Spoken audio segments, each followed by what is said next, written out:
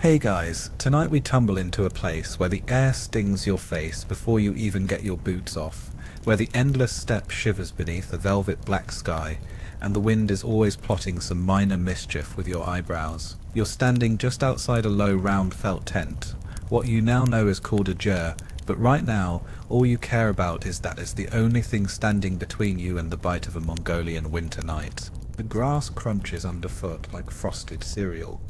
Horses nicker somewhere out in the dark, their breath turning instantly to clouds. The moon, huge and somehow both comforting and deeply judgmental, hangs above you like it's waiting to see if you'll make it till morning. You take a breath, the air burns your nose. You probably won't survive this. So before you get comfortable, take a moment to like the video and subscribe, but only if you genuinely enjoy what I do here. Where in the world are you tuning in from tonight, and what time is it on your clock? Drop it in the comments so we can see just how many cozy corners our little community covers. Now dim the lights, maybe turn on a fan for that soft background hum, and let's ease into tonight's journey together. You squint against the wind, which is already picking up speed. If it gets any stronger, it'll start composing its own sad little flute solo with the seams of your coat. The steppe isn't empty at night. It's alive with the huffs and grunts of animals, the shrill bark of a distant fox, and the shuffling sounds of your fellow Mongols setting up for the long, punishing darkness. There's a rhythm to it all, even if it mostly involves not freezing your toes off. Someone's chipping at a frozen water bucket, and you hear a grumble about whether it's too cold for tea or not cold enough to bother with boiling it. You duck into the ger, the felt flap smacking you lightly in the face, a little reminder that no matter how tough you think you are, the weather's always tougher. Inside it's a patchwork of warmth and chaos, sleeping furs piled up like an afterthought, an iron stove glowing with a soft orange heat, children giggling as they peel off layer after layer, and a faint smell of smoke and something vaguely resembling last week's mutton stew. The air inside isn't exactly fresh, but you'll take sheep-scented heat over frozen lungs any night. Outside, the world is all black and silver, but inside, the ger pulses with life and a strange sense of stubbornness. Nobody here pretends the night is easy. Not the old grandmother who hums to herself as she wraps her feet in an extra strip of wool. Not the young herder who's already planning the dawn's first check on the horses, and definitely not you, with your feet jammed as close to the stove as you dare without becoming tomorrow's breakfast story. It's this constant balancing act between bitter cold and borrowed warmth that defines your nights on the steppe. A mainstream historical fact for you, if you need a reason to respect your own resilience. The Mongol Empire at its peak was the largest contiguous land empire in history, and it was built by people who considered -40 a bit brisk. Their mastery of survival didn't come from luck, it came from centuries of figuring out how not to die when the mercury fled the thermometer. There's a reason their tents could be packed up and moved in a single morning, and their children learned to ride before they learned to walk. But let's not skip the fringe tidbits, because every culture has its quirks. Out here, some say the steppe foxes are the real rulers of the night, their sly eyes watching every campfire. Legend has it that if you hear a fox scream at midnight, it means the spirits are wandering. This might be why you suddenly find yourself double-checking the tent flaps. No one wants an unexpected visitor, furry or otherwise. Historians still argue whether these nightly rituals, layering furs, sharing stories and boiling up questionable chunks of meat, were born out of necessity or became cherished traditions simply because there wasn't much else to do when the wind howled. Was it resilience or just an elaborate distraction? Either way, it works. You've never been so grateful for a heavy coat or for the warmth of a stranger's smile when you stumble back into the ger, half frozen but still laughing at your own foolishness. And just as you start thinking you might be adjusting, someone in the tent cracks a joke about the 3 stages of Mongol winter sleep.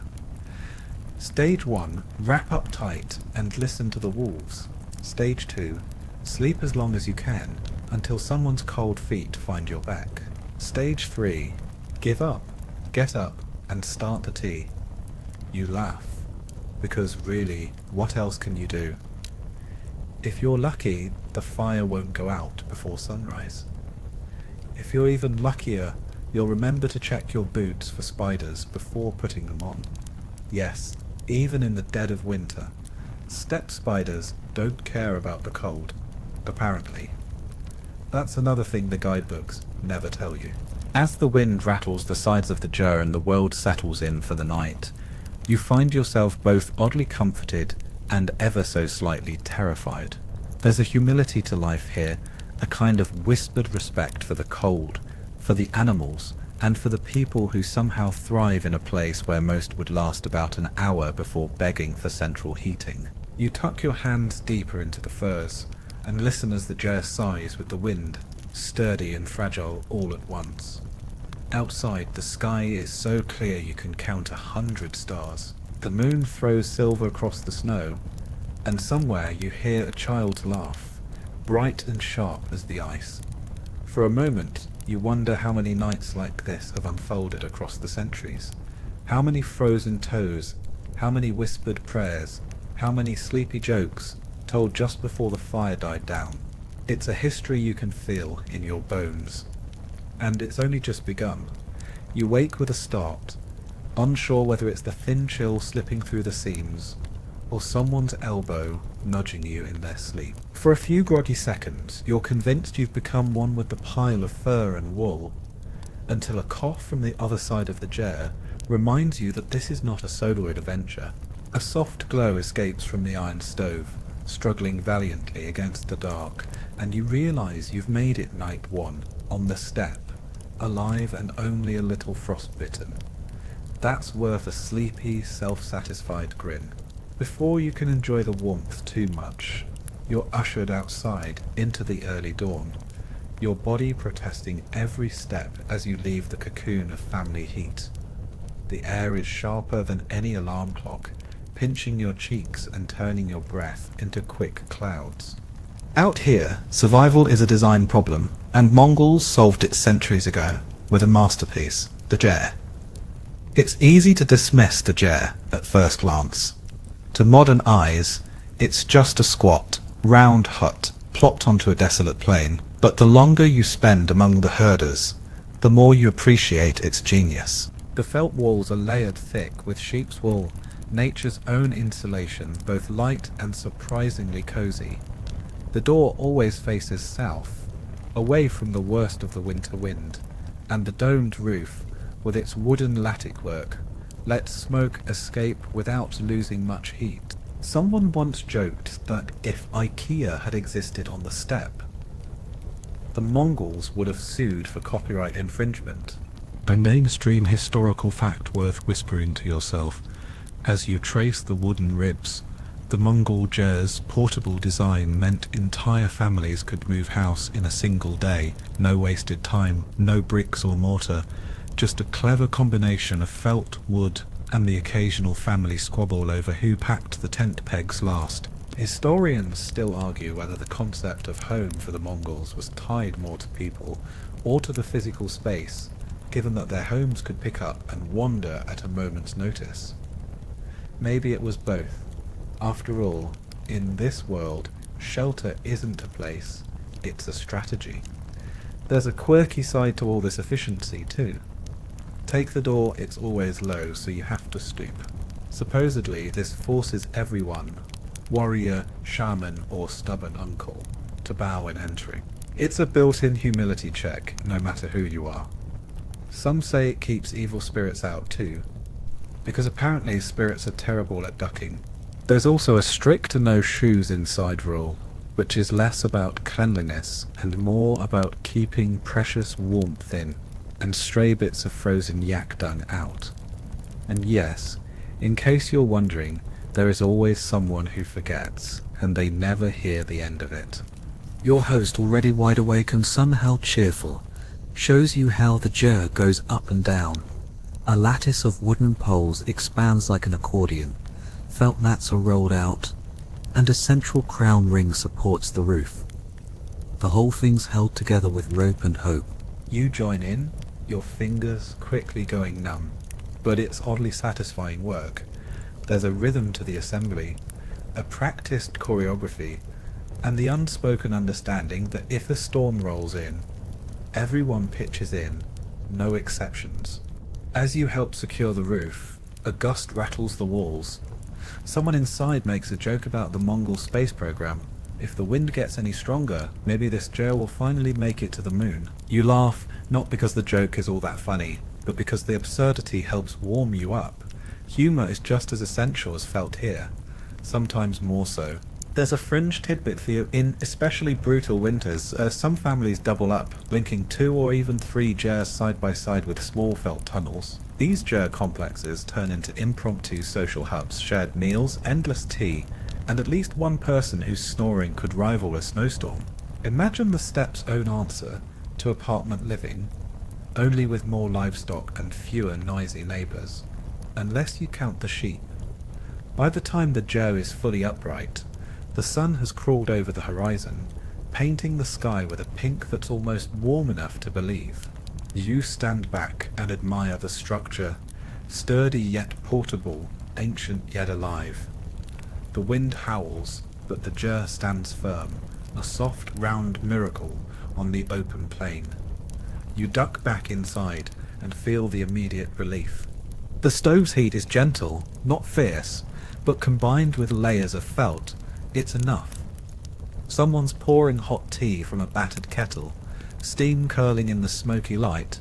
You settle in, grateful that centuries of trial and error have distilled into this simple, beautiful survival tool. As you sit, you wonder, did the first person to dream up the jar realize it would one day house empires, armies, and 1,000 generations of steppe survivors? Or was it just one tired herder thinking, there's got to be a better way? Historians still argue whether the jar originated in Mongolia or wandered over from Siberia, evolving as it crossed the endless grasslands. Wherever it began, it's here now, keeping you alive, one windy dawn at a time. You pull your furs tighter and smile. The wind can do its worst. For now, you're home. The wind never really stops out here. Even as the sun lifts a pale orange disk above the horizon, you can feel the cold chewing at your bones. If you've never handled yak dung before, congratulations. It's an experience you might not have put on your bucket list, but here on the steppe, it's as precious as gold in winter. Each dried clump represents hours of foraging, collecting and drying during the brief summer, all so your toes don't snap off come January. The smell is earthy, not unpleasant, and honestly, after a few days, you barely notice. There's something gently absurd about the fact that the Mongols, famous for conquering half the known world, were just as famous among each other for their epic dung collecting skills. If you're ever in a Mongol trivia contest, remember this: yak dung is the original steppe energy drink. A mainstream historical fact. Without abundant forests, Mongols relied almost entirely on animal dung, yak, sheep, horse, for cooking and heating fuel. Dried dung burns hot and surprisingly clean, especially when packed right. It's this very fuel that powered not just homes, but at times even the makeshift field forges and mobile smithies that kept armies equipped. Historians still argue whether dung use was a desperate adaptation or a clever ecological solution. But either way, it kept families and empires warm for centuries. Someone tells the story of a distant uncle who let the dung run out one winter. He spent the rest of his days known as frozen toes. Every community has one. There's also a quirky, surprisingly practical use for dung you hadn't expected: smoke control. In some jers, families would burn dung with a bit of mugwort or wild sage. The smoke helped keep biting insects and the ever-present steppe mice at bay. Plus, rumour has it chased away evil spirits, though most folks admit the spirits probably just didn't like the smell. As you kneel beside the stove, feeding it another handful of precious fuel, Someone jokes, it's not a real Mongol winter unless you wake up and find the tea frozen in your cup. You snort, because honestly, it's probably true. The tea, for what it's worth, is salty and strong, milky with a tang of something you can't quite place. You drink it anyway, grateful for the heat. It's easy to forget you're drinking the same kind of tea Genghis Khan's armies once gulped down on frosty mornings. Mongols today still make surul tsai, a salty milk tea, almost unchanged from 1,000 years ago. Outside, life stirs. Horses huddle together, steam rising from their flanks, while goats and sheep are nudged awake. You marvel at the animals' toughness. After all, the same wind that makes your eyes water barely ruffles their coats. You wonder aloud if anyone's ever seen a yak shiver. Your host grins. Not unless you forget to feed them, he replies. And yes, more than one tale exists of a family dog absconding with a precious ember pot in the night, resulting in frigid toes and a sheepish apology come dawn.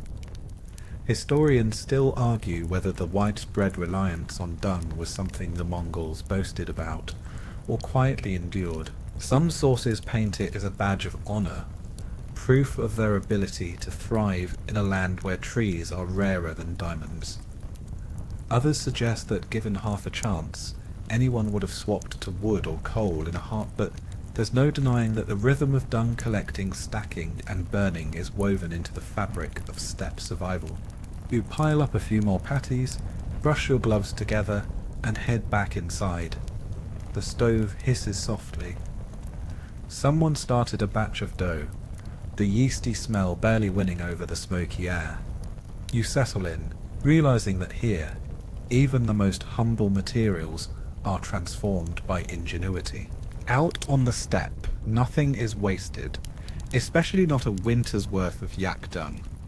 You notice something about Mongol fashion. After just a few days, it's less about looking good and more about keeping every single ounce of warmth exactly where it belongs, close to your skin.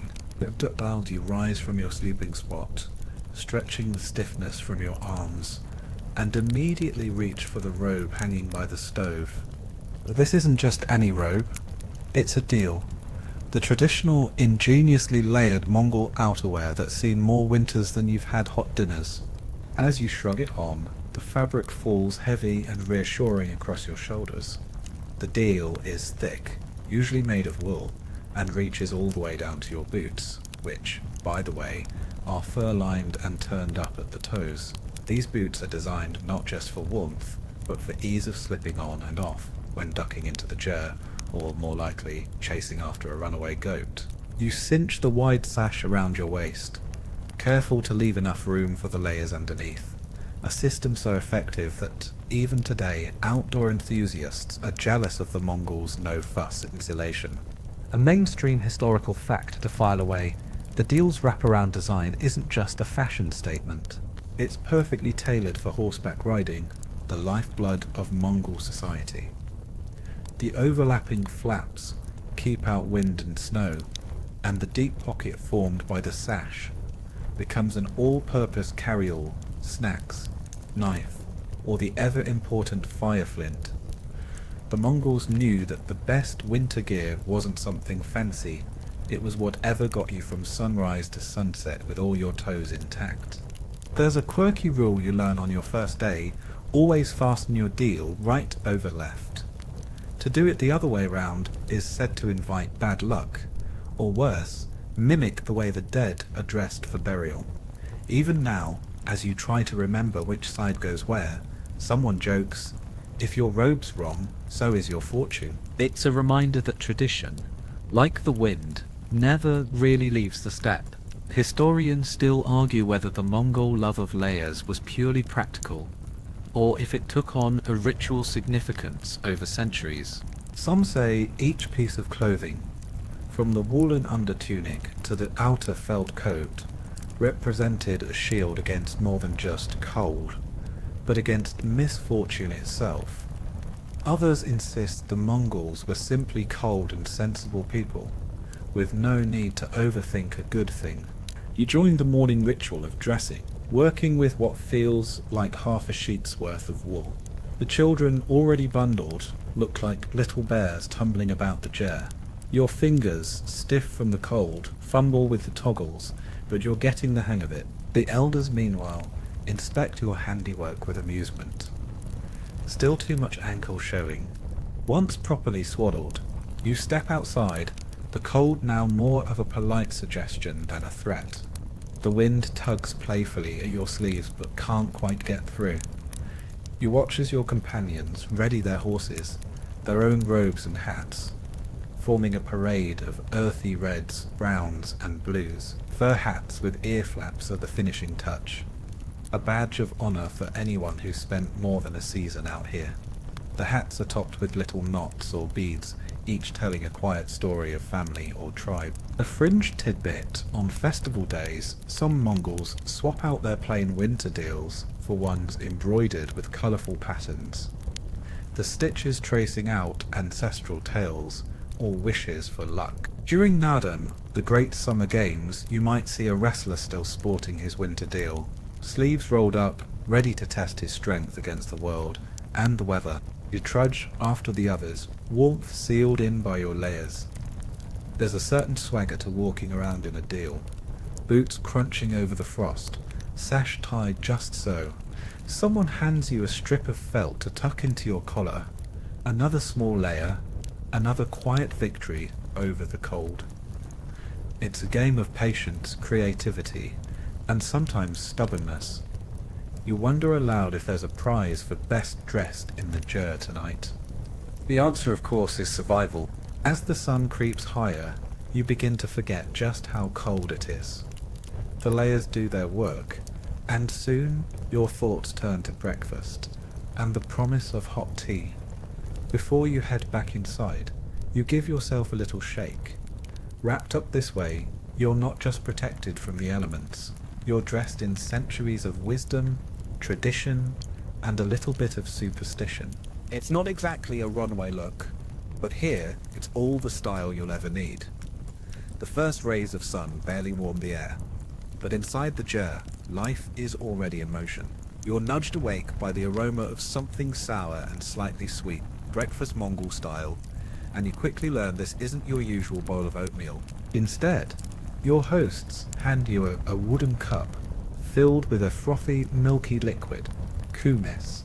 It's fermented mare's milk, tangy and sharp, and when you take your first tentative sip, it's like getting a jolt of electricity straight from the steppe itself. There's no point pretending it's love at first taste, but in this cold, you're grateful for any calories that don't freeze on contact. Kumis is a staple for the Mongols, and you soon find out why. It's packed with nutrients, protein, vitamins, and just enough alcohol to take the edge off a sleepless, windy night. Not that anyone's getting drunk off breakfast, but you do sense a collective sense of satisfaction around the family circle as everyone passes the cup. Some of the elders joke that the secret to surviving Mongol winters is simple. You need as many layers inside your stomach as outside it. You laugh along, even as your lips pucker from the tang. A mainstream historical fact to mull over as you finish your drink. Kumis was so important to Mongol society that it became a kind of currency, used in rituals, celebrations, and even as diplomatic gifts. Genghis Khan himself was said to have favoured it, supposedly drinking vast quantities before battle, though historians still argue whether this was heroic fortification or just a convenient excuse for his sometimes questionable campaign decisions. Either way, the stuff stuck around, and even today, Mongol herders brew it the same way. Fresh mare's milk, a starter from the last batch, and a barrel left to bubble in the shade all summer. There's a fringe tidbit about kumis you pick up from a passing joke. Some Mongols claim kumis can cure everything from a head cold to a broken heart, as long as you drink enough and don't mind the side effects. One old uncle swears he once saw a horse that looked happier after finishing off a forgotten bucket. You suspect this is an ongoing family debate. Does kumis make you strong, or just cheerful enough to forget the cold? Once breakfast is done, The teapot comes back to life, now filled with sutaisai, salty milk tea. The first sip is always a surprise, hot, creamy, and with a briny kick that makes you wonder if someone switched your cup for soup. It's a warming comfort, poured generously, and you notice that every visitor is offered tea before anything else. The etiquette is simple. Refuse once to be polite, accept on the second offer to show you're not a rude guest, and then keep your cup ready for a constant refill. Mongol hospitality is measured in cups poured and stories shared, not minutes or formality. While you sip, you nibble on bortsog, deep-fried dough that looks like little golden pillows and crunches pleasantly between your teeth. Dried curds, called abaru, are handed out too, chewy, tart, and packed with the energy you'll need for the cold day ahead. Someone offers you a slice of dried meat, preserved last autumn, and still almost frozen. You gnaw on it, savouring the smoky flavour, and realise just how essential preservation is in a place where winter always wings the calendar. There's something both casual and ceremonial about this breakfast. It's not fancy, but it's built for survival. Everyone seems to know the right balance between filling up and saving food for later, especially the children, who are quietly handed extra bortsog to stash in their pockets for mid-morning snacking. Someone makes a joke about how the only thing Mongols hoard more than dried cheese is good firewood. Laughter bounces off the felt walls, and you feel the heaviness of sleep and cold finally start to lift. Historians still argue whether the famous Mongol hardiness came from their diet or their attitude. Some claim it's all in the genes, that centuries of life on horseback and fermented milk made steppe people tougher than anyone else. Others insist it's the result of growing up in a world where you learn to appreciate whatever is put before you, especially when the nearest grocery store is about 1,000 kilometers away and the weather is rarely on your side. Breakfast done, you set your cup aside and help pack up the morning meal. The jerd is filled with that gentle, satisfying clutter that means everyone has eaten their fill. Crumbs of bread, empty cups, a small mound of leftover aril. The stove hisses contentedly, fueled by one more round of yak dung, and the air inside is as warm as you can hope for. You pull on your boots, cinch your deal tight, and head for the door, fortified by 1,000 years of Mongol wisdom and just enough kumis to keep you smiling. You step outside, the cold nipping at your cheeks with renewed vigour, and watch as your hosts begin saddling up the horses. It's another day on the steppe, and the weather isn't about to wait for anyone's comfort. The wind swirls with little flurries of snow, carrying with it the sharp smell of horse sweat and frosty grass. You find yourself marvelling at the sheer routine of it all. How, no matter the temperature, horses are brushed, saddles are tightened, and the day's work marches on. Welcome to the Mongol morning commute. There's a well-practiced choreography to these early hours. You watch, slightly envious, as hands move with brisk certainty, checking straps, knotting ropes, and cinching fur saddle blankets. Each horse stands calmly, steam rising from its nostrils, seemingly as unfazed by the biting wind as the people tending them. You shiver in your layers and realize your survival out here depends not only on warm clothing, but on being part of the daily movement, the endless cycle of care, travel, and return. A mainstream historical fact: Mongols are renowned as some of the greatest horsemen in history, with children learning to ride almost before they learn to walk. Their mobility, through blizzards, sandstorms, and endless miles of nothing, was legendary. It's often said that a Mongol without a horse is only half a person. Historians still argue whether the Mongols' mastery of horsemanship was purely necessity, or if it grew into a cultural identity by design. Either way, the result is the same. Every task, no matter how routine, is anchored by the unbreakable bond between horse and rider. As you fumble with the bridle, ropes stubborn, fingers clumsy in the cold, a teenager grins and demonstrates the proper knot. There's a gentle pride in the lesson, a sense of passing down not just a trick but a whole worldview, in a place where the weather can shift from calm to cruel in minutes. A secure saddle can mean the difference between reaching your herd or spending the night lost in a whiteout. You silently vow to pay more attention. Your companions mount up, and soon you're off, horses picking their way across the brittle grass and icy puddles. The landscape rolls out before you, endless and somehow both beautiful and terrifying. The wind stings your face, but the motion warms your blood, and you find yourself falling into the rhythm of hoofbeats, thud, crunch, thud. Every so often, a rider calls out to check on a straggler, or shouts a joke about imported Italian saddles, which you soon learn is local code for sitting on an extra yak pelt. Here's a quirky tidbit. Some Mongols will actually tuck hot stones, fresh from the Jers stove, into their boots before heading out. The warmth lasts just long enough to get them to the next shelter, and if you're lucky, it doesn't burn a hole in your sock. Someone boasts about having the toasty toes of a con, and the group laughs, because out here, even a warm foot is a victory worth celebrating. Despite the snow, there are chores to do: herding sheep, checking on distant livestock, and ensuring nothing's wandered too close to the wolves. You notice that the horses themselves seem nearly impervious to cold, their coats thick and glistening, their movements confident and sure. A small herd of sheep trudges behind, braving the elements as stubbornly as their caretakers. If you're too slow, the sheep will simply wander off.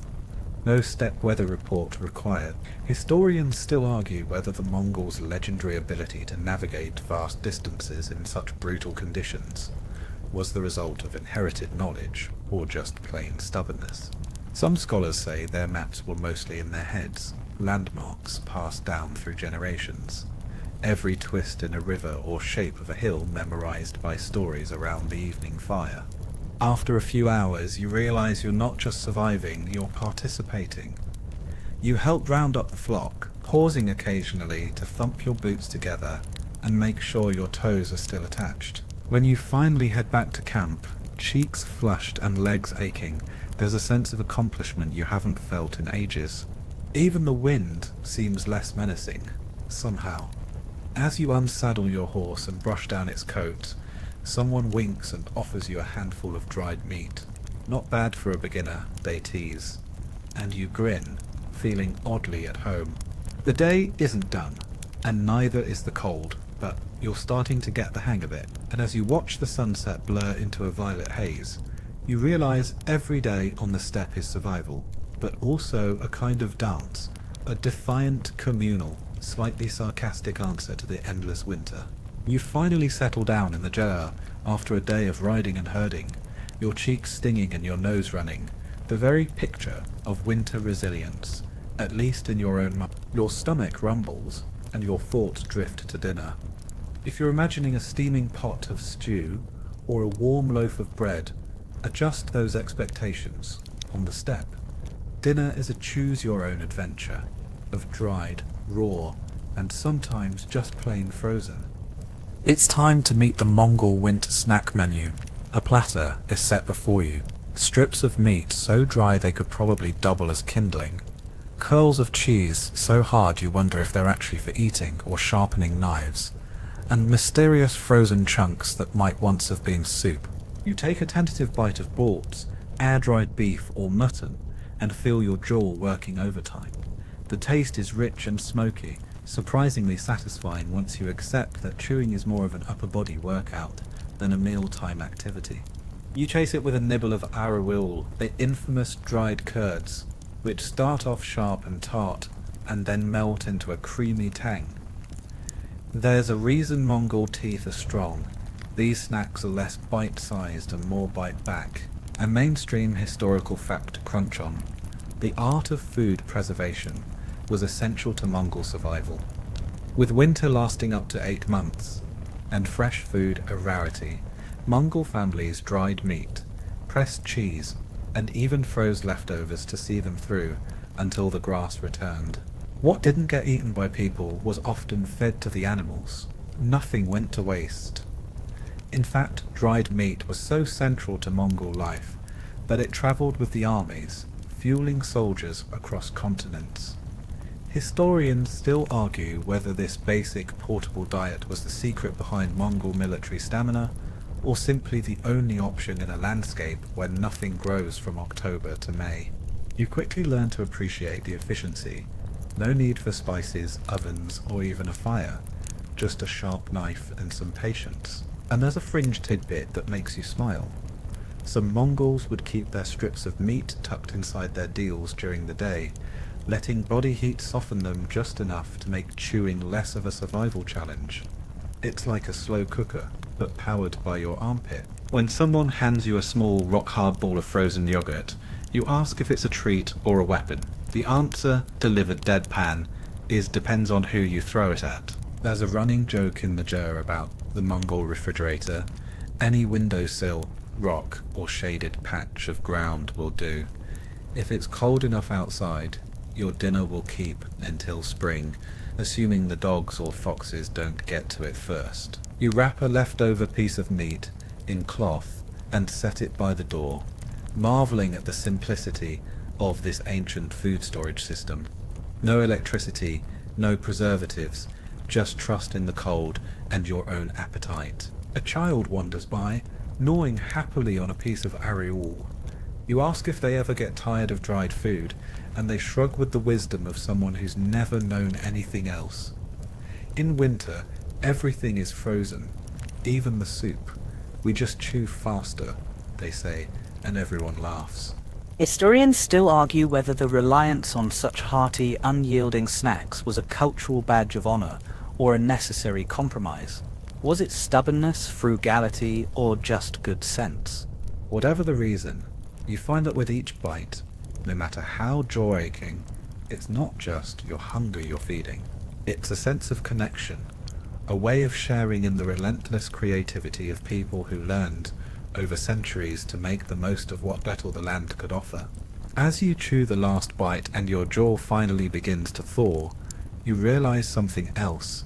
Here, a meal isn't about luxury or ease. It's about survival, yes, but also about cleverness, community, and the satisfaction of turning winter's scarcity into a strange kind of feast. It might not be gourmet, but it's a taste you won't forget. The steppe, for all its emptiness, is never truly quiet. As dusk slides across the horizon, and you step outside the ger, the world seems to vibrate with 100 tiny lives, some friendly, some a little less so. You pause, listening, your breath fogging in the cold, and realize the Mongols aren't the only ones out here trying to make it through another brutal winter.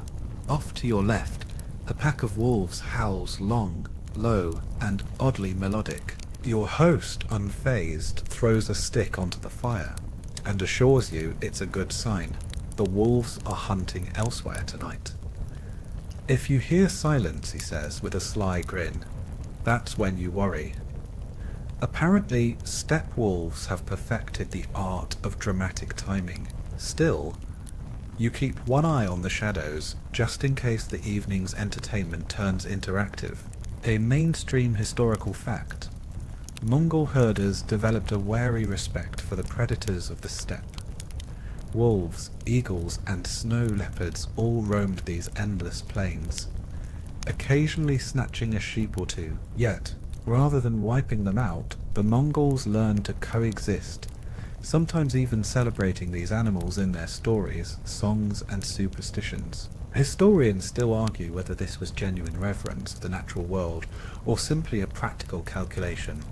Fighting the land gets you nowhere, but making peace with it might just get you through the night. You move closer to the fire, as someone recounts an old legend about the origin of wolves and men, how both were born of the same mother, destined to share the same cold, hungry land. There's a pride in these stories, the sense that surviving here means understanding your place in the wider scheme, never imagining you're alone. But it's not just the big predators you contend with. The wind, ever the trickster, snakes its way under your scarf, flicks at your ears, and whispers through the cracks of the ger. There's a saying that the wind on the steppe has 1,000 voices. Tonight it's telling you to stay sharp. Your host wraps an extra scarf around your neck and points to a fresh set of animal tracks leading away from camp. Foxes, he says, or maybe a very sneaky dog. Either way, the message is clear. The steppe is shared territory, and everyone's hungry. A quirky tidbit: in deep winter, Mongol families sometimes use bells and shiny scraps of metal on their livestock to ward off both wolves and mischief spirits. The bells tinkle all night, and you wonder how anyone gets any sleep, but your host insists it's better than waking up to a missing sheep, or worse, an angry grandmother with an empty stew pot. As night deepens, the ger glows warmly in the darkness, its felt walls holding the cold at bay. Yet you sense, just beyond the firelight, eyes watching, curious, calculating. Horses shift and snort, herded together in a protective circle. You can't help but marvel at their calm, a lesson in resilience, passed down through generations of survival. It's as if they've learnt to accept the dangers as part of life's routine, never panicking unless their humans do first. Historians still argue whether the Mongols' tolerance for these nightly visitors was a survival tactic or a byproduct of steppe mythology, where animals are both companions and adversaries, symbols and sustenance. Some say it's why the Mongol Empire expanded so easily, a people at home in uncertainty, unafraid of the wildness at the edge of the fire. You linger by the flames, drawn to the stories and the sense of shared danger. Someone hands you another chunk of dried meat and whispers, "Eat quickly, before the foxes get bold." You oblige, glancing at the shadows, and let yourself relax, just enough to enjoy the drama. It's another night on the steppe, the boundary between civilization and wilderness, as thin as the felt walls around you. As you finally duck back into the ger, you find yourself strangely grateful for the company of wolves, wind, and everything in between. Out here you realize every sound is a reminder. You're not alone, and you never really were. The temperature drops further as darkness settles, but inside the ger, it feels like a different world. The cold outside bites and prowls, but within these felt walls you're wrapped in a kind of warmth you can't quite explain, part stove, part body heat, part that inexplicable sense of togetherness that seems to blossom when the rest of the world is trying its best to freeze you out. You realize quickly that the secret to surviving a Mongol winter isn't just the layers on your back, but the bodies pressed close, the stories shared, and the comfort of sleeping surrounded by people, livestock, and sometimes the odd dog who has very strong opinions about blanket ownership. Sleeping in the ger isn't a solitary affair. Tonight, as you nestle into your corner, you're sharing space with a tangle of arms, legs, and fur. Children burrow into sleeping rolls, parents pile furs higher, and the elderly tuck their feet beneath the bellies of dogs who have absolutely no shame about snoring or stealing your best spot. A baby fusses, soothed quickly by a mother's low humming voice, a lullaby as old as the steppes. If you listen, you could almost hear the centuries humming along, a chorus of the sleeping, the hopeful, and the weary. A mainstream historical fact. Mongol families often shared one ger, especially in the harshest months, forming close multi-generational sleeping arrangements. It was the only way to make the most of every scrap of warmth, and to ensure that even the youngest or frailest were never left alone on a cold night. This close communal sleeping humans, dogs, sometimes even a newborn lamb tucked in for extra heat, helped ensure survival. Historians still argue whether these sleeping arrangements were purely for practical warmth, or if they forged the deep bonds of kinship that made Mongol society so uniquely tight-knit. Was it a matter of necessity or affection? Maybe in winter it was always a bit of both. It's not all tender moments and soft lullabies, of course. Mongol gers at night are a chorus of snores, coughs, giggles, and the occasional "who stole my fur?" whispered accusation. Someone's always shifting, hunting for the warmest spot. Someone else inevitably kicks off their coverings, only to wake up cold and remorseful. And there's always that one uncle who starts telling a story in his sleep, prompting laughter or groans depending on the hour. There's a quirky tidbit to this bedtime routine. The place of honor is not always closest to the fire. It's more often closest to the door, where you're first up to feed the stove, check the animals, or fend off any nighttime visitors, human or otherwise. It's both a privilege and a burden, so you try to feign sleep when that spot is up for grabs. As the jar settles, the breathing of those around you sinks into a soothing rhythm.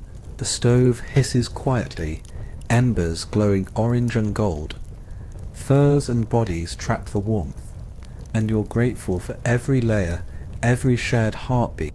You find yourself drifting, lulled by the steady sound of snoring dogs and the soft rise and fall of family voices.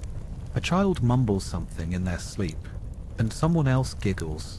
Another memory stitched into the fabric of the jet. Historians still argue whether the unity and legendary discipline of Mongol clans came from the battlefield or from nights just like this, pressed together against the cold, sharing not just heat, but dreams, worries, and whispered jokes. While some scholars insist that these nights bred a loyalty that would carry Mongols across continents, others say it's simply the inevitable result of having nowhere else to go when the mercury drops. You turn, adjust your furs, and stare at the curve of the jar ceiling. Above you, the stars are hidden by felt and smoke, but you know they're there, countless and cold, while here, you're safe, if only for a few hours. It's a fleeting peace, but it feels as rich as gold. As your eyes finally grow heavy, you catch one last bit of advice from your host. If you wake before the fire does, you get first pick of the hot tea. You promise yourself you'll remember that, even as sleep pulls you under, wrapped in the collective warmth and wisdom of 1,000 winters survived, together. You wake to a dull ache in your toes, and a persistent, low whistle from somewhere outside the jar. Dawn on the steppe doesn't arrive with soft light and bird songs. It slaps you awake with a draft under the felt door, and the realization that your socks are still. Somehow damp, you groan, stretch, and wiggle your half-frozen feet, already dreading the moment they hit the floor. But there's no lounging in bed here. The animals need you, the fire needs feeding, and you're still a long way from mastering the Mongol winter. As you shuffle outside, you see others are already up and about. Horses, sheep, and goats gather in tight clusters, their breath rising in great white plumes. The livestock seem almost cheerful. Clearly, they didn't spend the night with your toes. Tending to the animals is a group effort. Everyone has a job, fetching water, chipping away at the thick ice over the trough, scattering hay, and checking for any creatures who might not have made it through the night. A mainstream historical fact: Mongols relied on their herds for nearly everything: meat, milk, clothing, and even fuel in the form of dung. Without healthy animals, there could be no survival, let alone the fierce mobility the Mongols were famous for. This deep interdependence between human and herd is woven into the culture, still alive today in every daily winter ritual. Historians still argue whether the Mongol horse or the sheep was the more valuable asset. Some claim the horse enabled conquest, while others say the humble sheep kept families alive one winter at a time. You limp over to the sheep pen, toes protesting with every step. One of your hosts shows you how to rub your feet together inside your boots to spark a little heat. There's a certain stubborn pride in ignoring discomfort. Frostbitten toes build character. Someone laughs, and you pretend to agree, hoping your own toes are learning something useful. You spend the next hour in a delicate ballet of animal management. The horses are led out first, their thick winter coats gleaming. You're handed a brush and set to work on a shaggy mare, her patience rivaling that of a saint. In between strokes, you're told stories about legendary horses that once ran from sunrise to sunset without stopping, fueled by nothing more than frozen grass and stubborn Mongol willpower. There's a quirky tidbit about horse care on the steppe.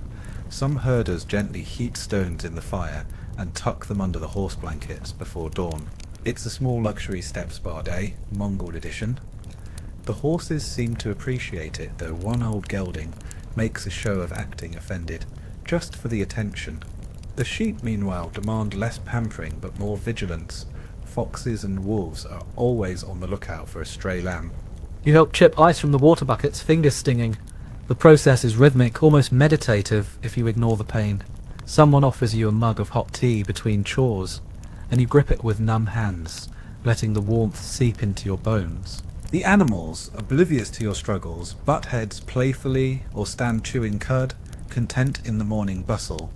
Historians still argue whether the communal aspect of animal care was the foundation of Mongol society's remarkable unity, or simply the only way to get through a winter when every resource was shared and every life depended on teamwork.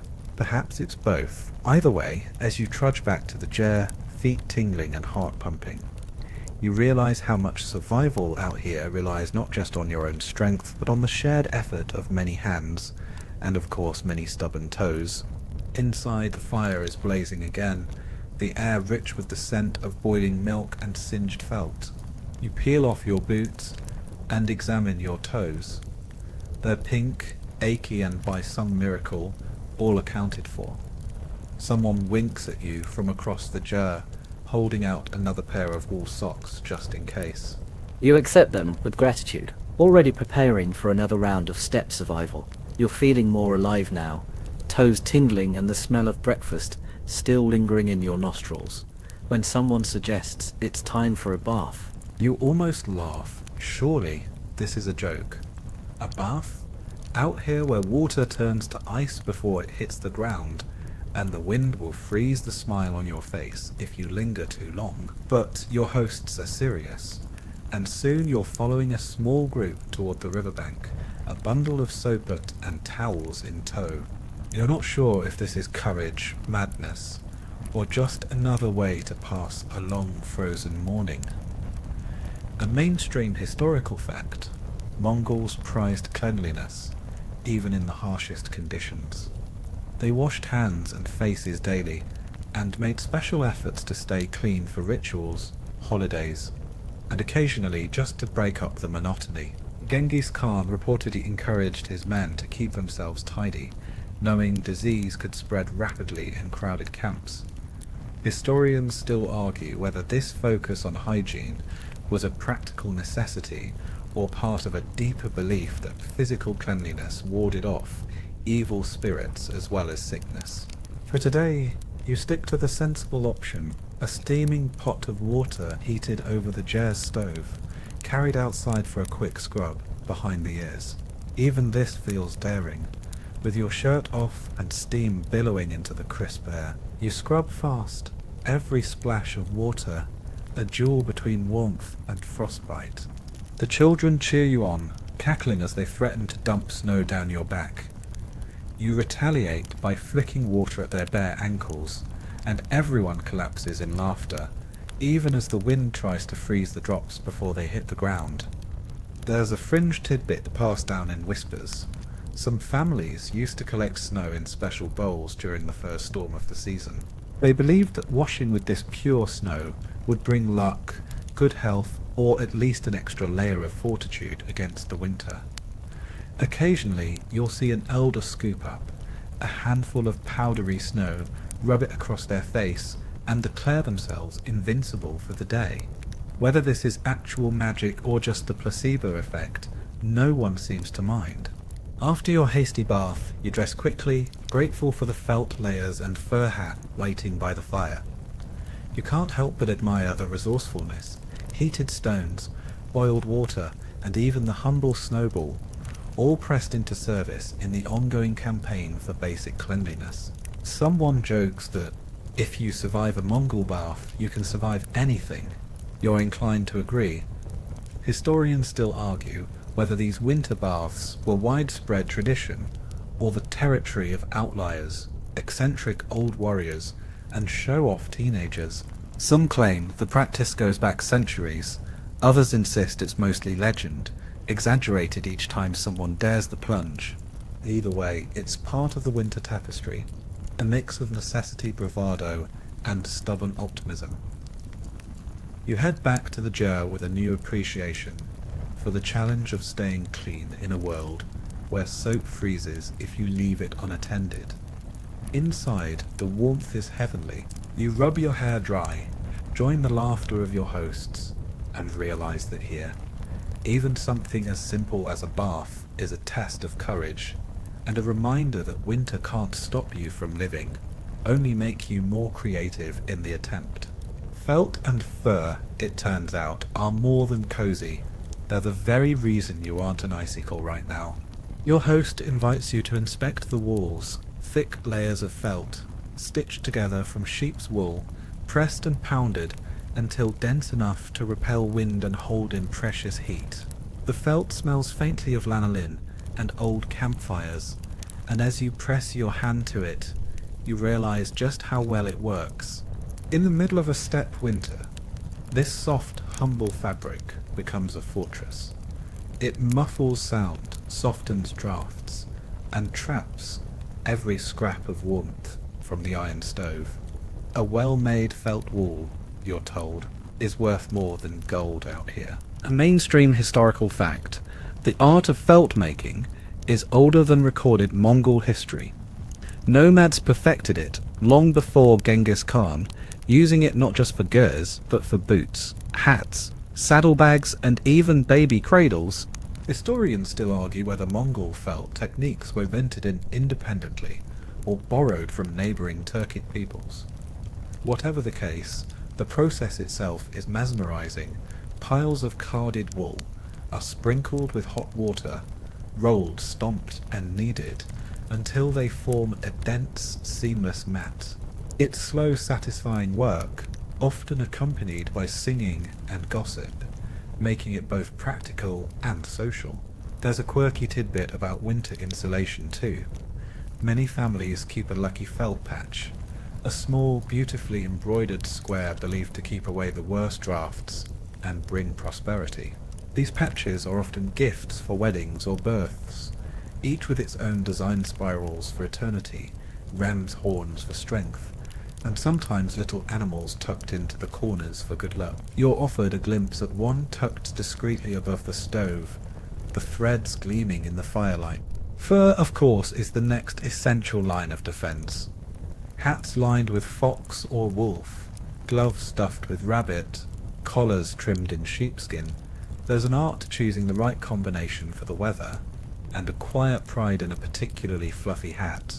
The family's collection of winter gear is stored in neat bundles by the door, ready for anyone who needs an extra layer.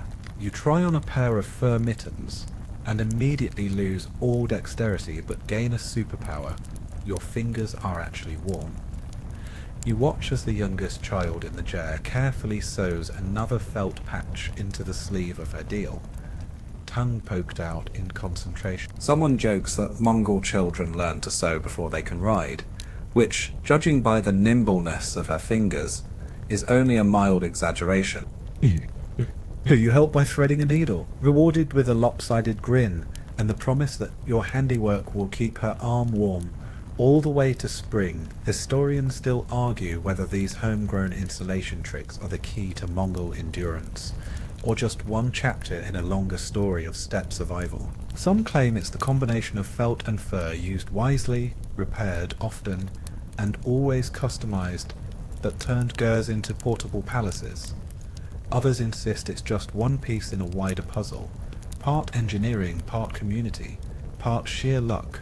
You stretch out near the stove, wrapped in a borrowed fur, and listen to the household chatter.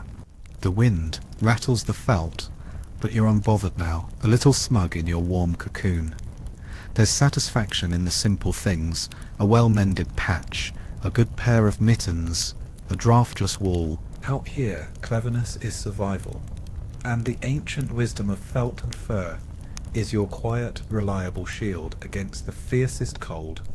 You're starting to feel more comfortable in your fortress of felt and fur, but as the days tick by, you can't help but notice the subtle, almost mystical rituals woven into daily life. One morning, you're awakened not by the groan of wind against the ger, but by the rhythmic chanting of the family shaman, a presence at once familiar and mysterious, her voice low and gravelly, calling out to ancestors, animals, and whatever unseen forces might be listening beyond the swirling snow.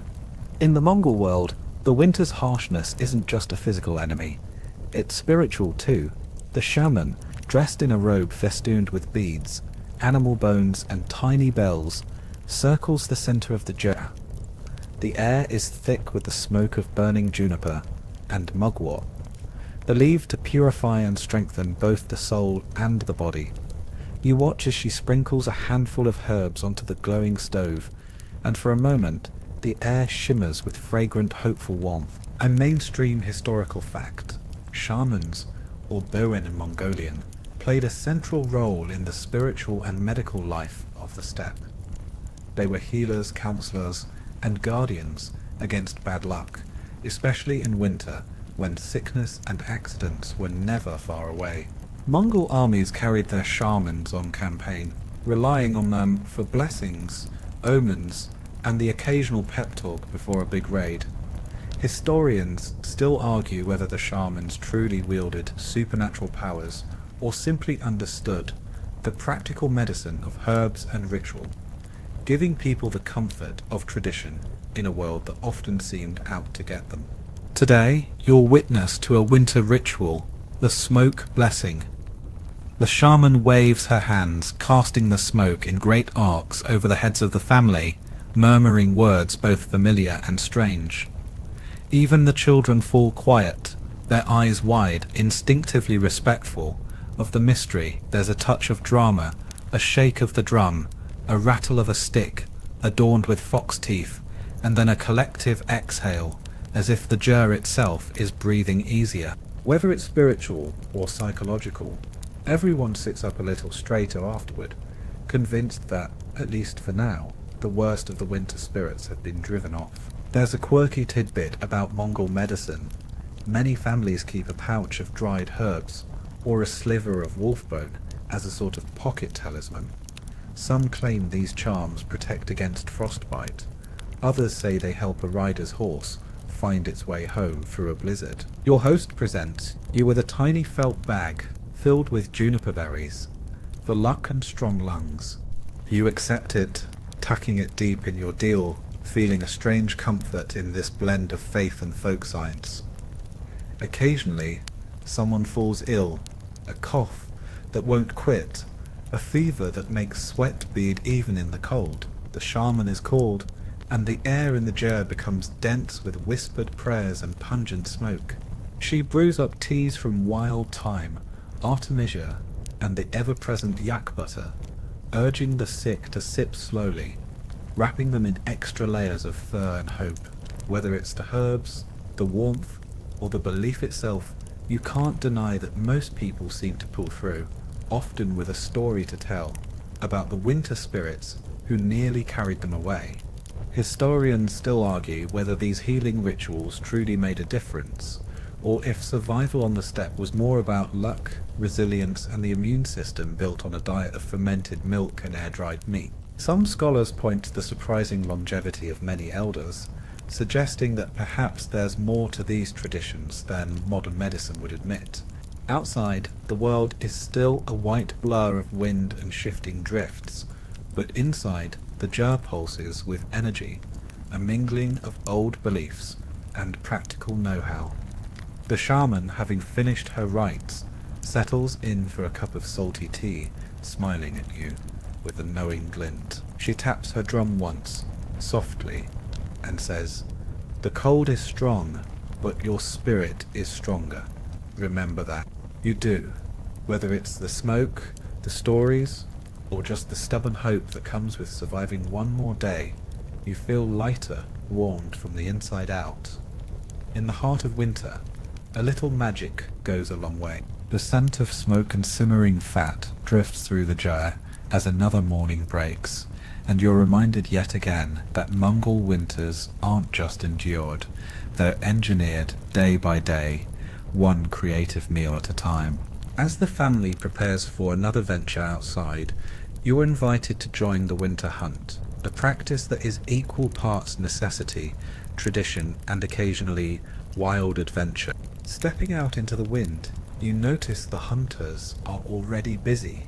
Their bows are strung and quivers loaded, fur hats pulled low against the cold. Everyone moves with purpose. On the steppe, food security is a winter-long chess match with nature, and every family has at least one person skilled in tracking, trapping, and improvising when the usual supplies run thin. You tag along behind, trying to keep your footsteps quiet, the crunch of snow under your boots sounding impossibly loud. The hunters scan for the tiniest clues, a tuft of fur snagged on a bush, faint tracks in the powdery snow, the scurry of a marmot or hare darting across the open ground. Patience is the order of the day. You soon realise this is less about brute strength and more about reading the land, a living map passed down from parent to child. Sometimes you're told luck delivers a deer or wild sheep. More often, the day's prize is smaller, a rabbit, a few wild birds, even the occasional fox, though catching one is a feat worth boasting about all winter. A mainstream historical fact, Mongol cuisine adapted to what the steppe provided, especially in the cold months. Meat, fresh, dried, or smoked, was always the centerpiece, supplemented by wild roots, tubers, and whatever game could be found. Hunting and trapping were as essential as herding, giving families crucial protein during the long, lean months. Historians still argue whether the Mongols' legendary strength and stamina sprang from their diet of high-protein, high-fat winter fare, or if it was simply the result of centuries of hard living in an unforgiving land. You pause as the hunters set a series of simple snares, loops of twisted hair or sinew baited with a piece of cheese or meat. The ingenuity is impressive. There's a quick lesson on recognizing animal tracks. Fox prints are narrow and direct, hare prints staggered and light. You commit each to memory, half wondering if you'll ever need to use this knowledge outside of these snowy plains. The day's hunt yields a couple of fat hares, a bundle of snow partridges, and, with much excitement, a small wild sheep. There are handshakes and laughter, a proud display of the catch, as everyone heads home. Once back inside the ger, the mood shifts to one of communal celebration. Children gather around, eager to help with the next step, turning today's bounty into tonight's meal. Here's a quirky tidbit. The first cut of meat always goes to the eldest or most respected person in the ger. Sometimes this is the shaman, sometimes the grandmother, whose stories keep the long nights bearable. There's an elaborate etiquette to dividing the spoils. Certain organs and cuts are reserved for honoured guests, and it's considered very bad form to refuse anything offered. You find yourself handed a skewer of grilled heart, charred on the outside, tender with it. It's surprisingly delicious, and you smile your thanks, earning nods of approval. Cooking on the steppe is part performance, part practicality. A cast iron pot, battered from years of use, hangs over the fire. Into it goes the fresh meat, chunks of fat, a few withered carrots, and whatever dried herbs survived the autumn. Broth is ladled out to every hand. Sipped with slurping gusto, the flavour is rich, almost buttery, a testament to the fact that, with the right hunger and company, even the simplest meal tastes grand. Occasionally, a special treat appears, cheese aged in leather bags, so sharp it wakes you up better than coffee, or a slab of white food saved from summer's bounty, clotted cream, soft curds, and dried yogurt. There are endless jokes about who can eat the most arrel without cracking a tooth. You attempt the challenge and nearly break a molar, much to everyone's delight. As you eat, stories are traded. One uncle boasts of trapping a lynx with only a loop of string and sheer willpower. Another claims he once shared a meal with a golden eagle, though it did most of the eating. There's laughter, teasing, and a sense that every winter meal is a celebration of not just survival, but the endless inventiveness of people who refuse to be defeated by snow, wind, or hunger.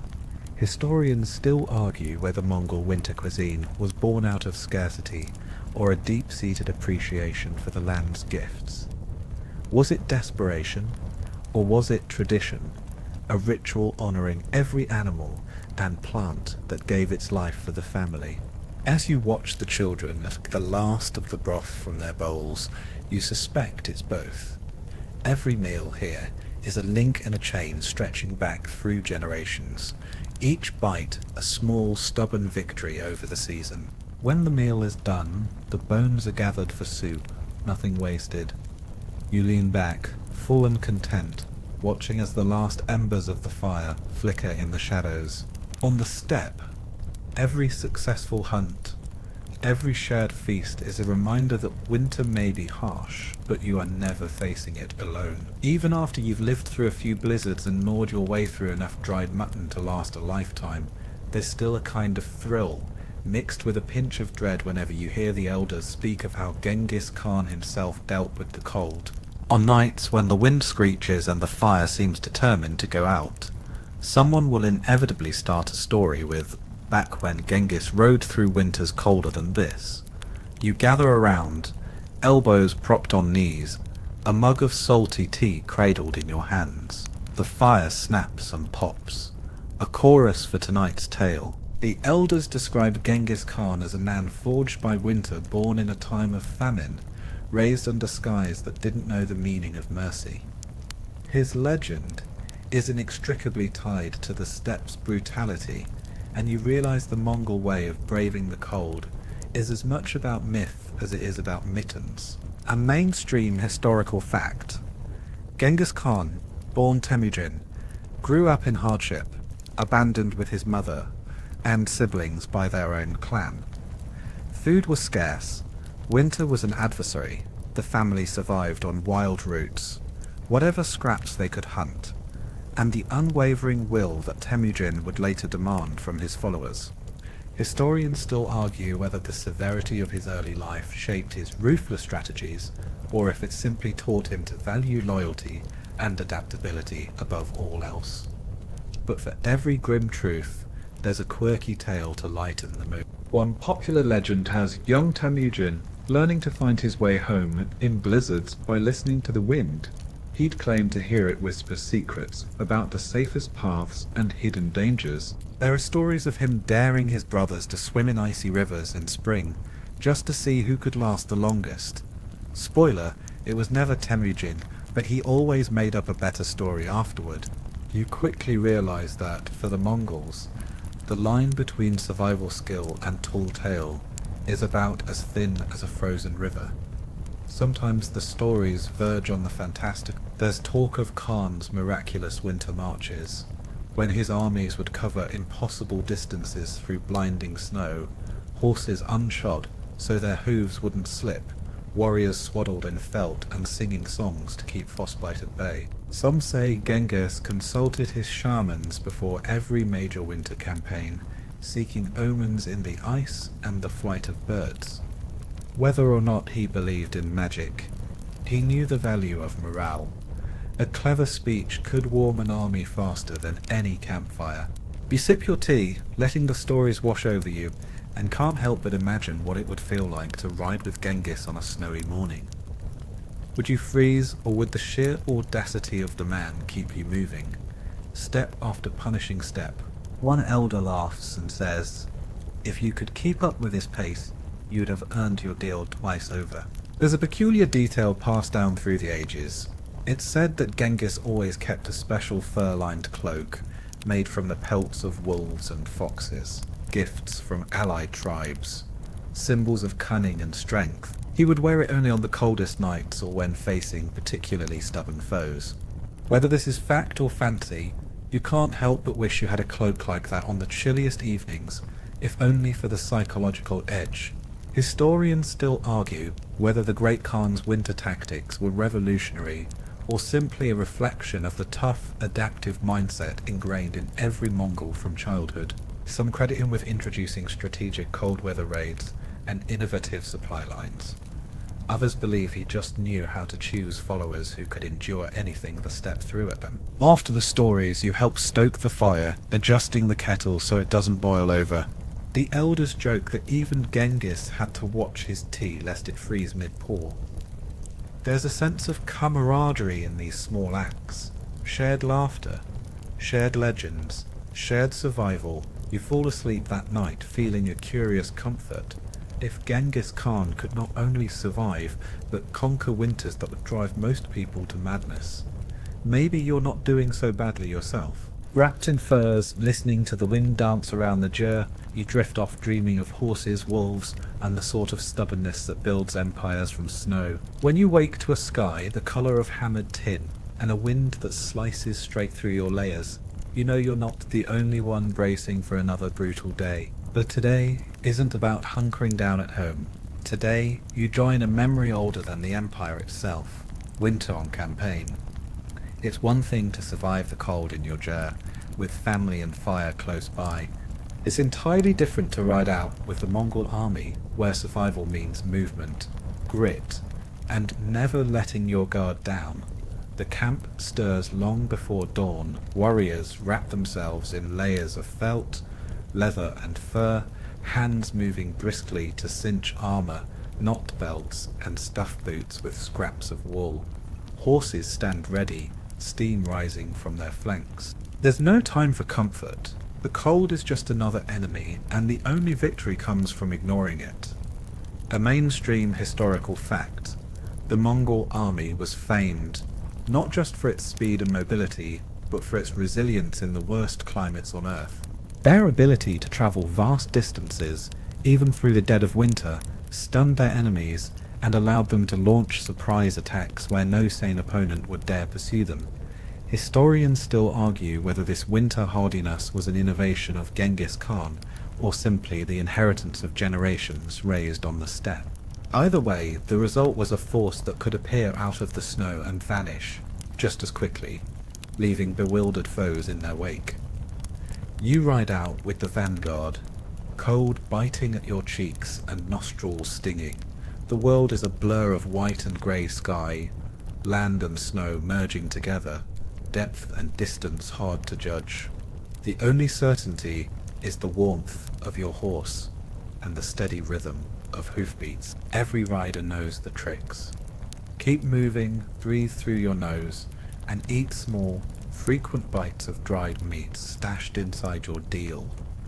You do your best to keep up, cheeks numb, hands stinging with each gust of wind. There's a quirky tidbit about Mongol winter marches.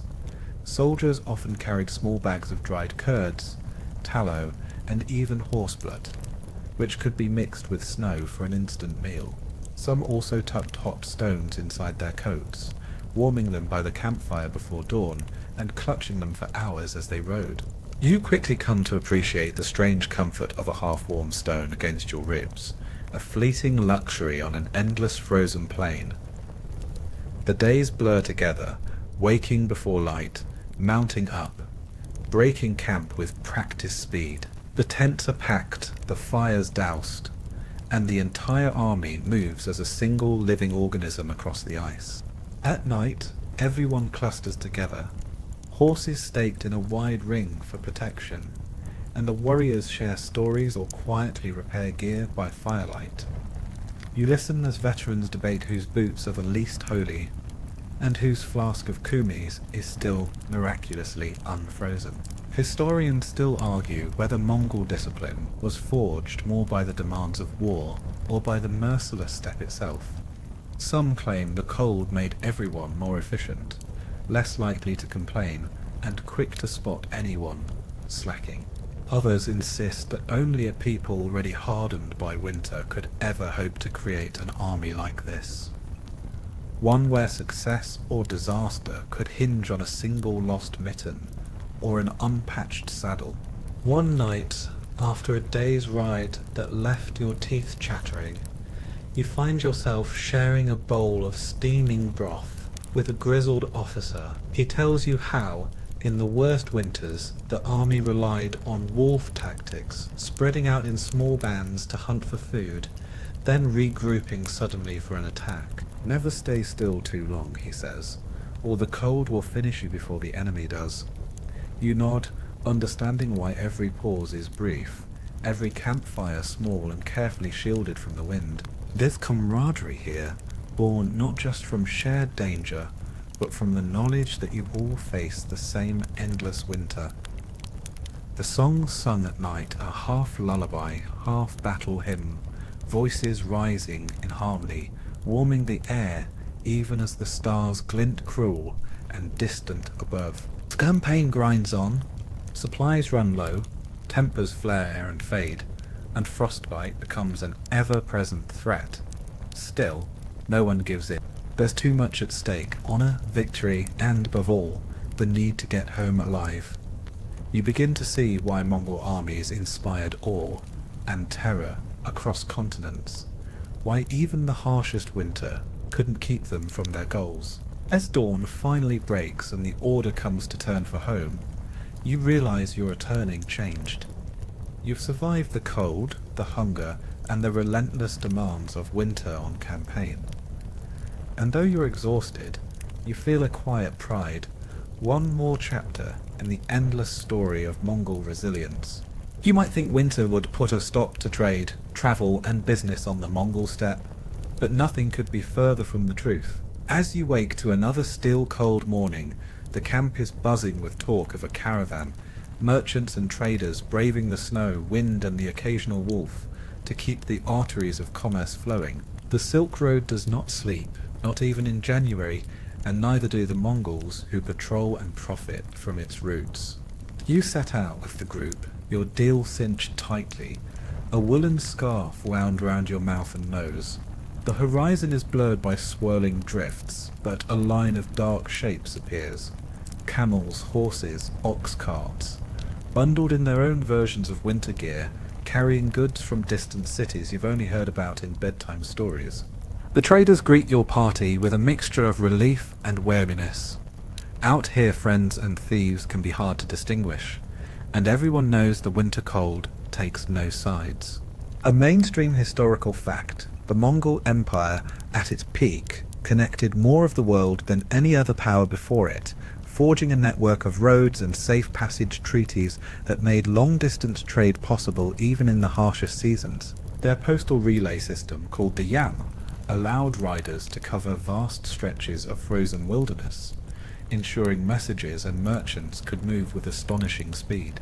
Historians still argue whether Mongol rule brought peace and prosperity to the trade routes out of a sense of enlightened governance, or simply because a few well-placed threats kept everyone in line. As you walk beside the caravan, merchants swap stories about frostbitten ears, runaway camels, and the time a blizzard nearly buried half the cargo. There's laughter in the telling, but you can feel the tension. Every mile of frozen ground is a gamble. The trade goods are precious: bolts of silk, barrels of oil, bricks of tea, and for the lucky, jars of honey or dried fruit. You learn that in winter, the value of salt goes up. Nothing preserves meat or heals frost-chapped skin quite like it. Someone hands you a dried persimmon, sweet and tough, and you chew thoughtfully, imagining the orchards it must have come from.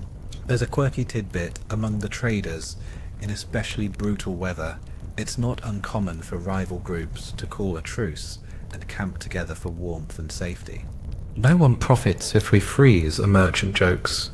You huddle close around the fire, sharing what warmth you can, and listen to snippets of every language under the sun: Persian, Chinese, Russian, Arabic, all bound together by the universal language of survival. The caravan's animals are a sight to behold. The camels move with plodding, unbothered grace, their thick fur rimed with frost. Mongol horses, smaller but hardier than you'd expect, stamp the ground, noses buried in snow to sniff out scraps of grass. Oxen plod patiently under mountains of trade goods. Someone shows you how to wrap a cloth around a camel's nostrils to keep the worst of the wind at bay, a trick learned somewhere on the long road from Sumak. Historians still argue whether the Mongol grip on trade routes was mostly carrot or mostly stick. Were they pragmatic rulers providing security for a fee, or ruthless enforcers who made commerce a risky but potentially lucrative gamble? Some say it was the Mongols' winter resilience that made these journeys possible at all. Without safe passage, nothing would move between continents until the snow melted. The journey is slow, punctuated by frequent stops to check for lost wagons, tend to frost-nipped fingers, and trade rumours about road conditions further ahead. You help dig out a stuck cart, your hands numb, but your spirits oddly high. There's camaraderie in adversity, and for a moment you feel like a veteran of the ancient Silk Road, part of the grand, risky dance of winter trade. At night, fires crackle in little clusters along the frozen plain. Someone passes a skin of strong liquor around, and the stories grow taller with every swig. A Persian merchant boasts of once bartering a single wool blanket for enough jade to buy a city. A Chinese trader claims his tea is so prized that even the wolves would rather drink it than chase sheep. You laugh, warmth blooming in your chest, and realize that these tales, half true, half wishful, are as important as the goods themselves. They bind the traders, give them courage, and sweeten the memory of every frost-bitten mile. By morning, the caravan breaks apart, each group heading off toward its own destination. You help pack up, exchanging handshakes and promises to meet again when the snow thaws. The road stretches ahead, and you know there will be other nights, other fires, and other stories told beneath the iron grip of winter. By now you've learned the rhythms of winter survival on the steppe. Eat when you can, laugh when you're able, and never, ever underestimate the value of a hot drink. Yet some challenges never quite lose their sting, like finding water when everything around you has turned to ice. The Mongols have 1,000 tricks up their sleeves, but none is more crucial in the cold months than coaxing a drink out of a landscape that seems determined to freeze every last drop. You start your morning with the familiar ritual, scraping frost from the inside of the jar windows, gathering up buckets, and heading out in search of something, anything, that isn't frozen solid. The herders in your camp are matter-of-fact about the process, hacking holes in the ice of the nearest stream with practiced swings, chipping at frozen animal troughs, and even catching snow in buckets to melt over the stove. You can drink the snow, someone tells you, but you'll spend all day shivering for every sip. Apparently, the calories it takes to melt snow in your belly are better saved for something warmer. A mainstream historical fact. On the steppe, water scarcity was a year-round concern. Winter just added a new twist, forcing Mongols to become masters of improvisation. In the depths of the cold, they relied on a mix of stored ice, snow melt, and the clever use of animal hides to haul and insulate water. Some families even built small ice houses, storing blocks carved from frozen rivers, covered with straw or dung, to slow the melt and keep a reserve until the spring. Historians still argue whether Mongol ingenuity in water storage and transport was borrowed from other nomadic neighbours, or the result of generations battling the cruelest elements on Earth. You join a group on their daily trek to the river, shouldering an axe and a battered metal bucket. The river, when you find it, is unrecognizable, a white, silent sheet. The herders pick a spot and start chopping, revealing black, glassy water beneath the ice. Someone dips a cup and offers you the first taste, icy, pure, and cold enough to make your teeth ache. There's a collective sigh of relief. Water in any form is cause for celebration out here. A quirky tidbit. It's said that the best water comes from the first thaw in spring, when the ice wakes up and becomes sweet. Until then, you make do with whatever you can break loose. You notice some families add a pinch of tea, or a handful of dried herbs to their water, partly for flavour, partly to ward off cold spirits. If you're very lucky, there might be a slice of dried fruit floating in your cup, a tiny luxury savoured like treasure. But it's not always so simple. There are mornings when the river ice is too thick, the snow too dry, or the wind too biting to bother venturing far. On those days, you join the elders in melting handfuls of snow over the stove, stirring constantly to keep it from scorching. The children take turns feeding the fire, watching the drips collect with an intensity that borders on reverence. It's a slow, finicky process, and someone always grumbles that snow tea just doesn't taste the same. Some say this constant challenge bred the famous Mongol hospitality. A good host always has a pot ready, a spare cup for any traveller who might appear out of the cold. Others claim it's just practical. If you go to the trouble of boiling water, you might as well share it. Sometimes in the coldest months, there's no fresh water to be found, and the family relies on reserves, a barrel half buried in snow, lined with hides, or a jug sealed with fat to keep out the worst of the cold. You help chip away the frozen top, lifting the lid with numb fingers. There's a ritual to it, almost sacred. Whoever uncovers the water gets the first sip, a tradition born of gratitude and a touch of superstition. Later, as you sit by the fire, cradling a cup of weak tea, you realize how much of winter life revolves around these small, hard-won comforts. Each sip is a reminder that survival isn't about bravado. It's about ingenuity, patience, and a community willing to do whatever it takes to melt a little warmth into the world. You might think that after so many freezing nights on the steppe, you've seen all the winter disasters possible. But tonight, as the wind shrieks outside and the stove hisses contentedly, you get a taste of the chaos that can erupt when everything that can go wrong. You're awakened by a jolt, a heavy thump, and then the unmistakable groan of felt and wood as the jar shudders.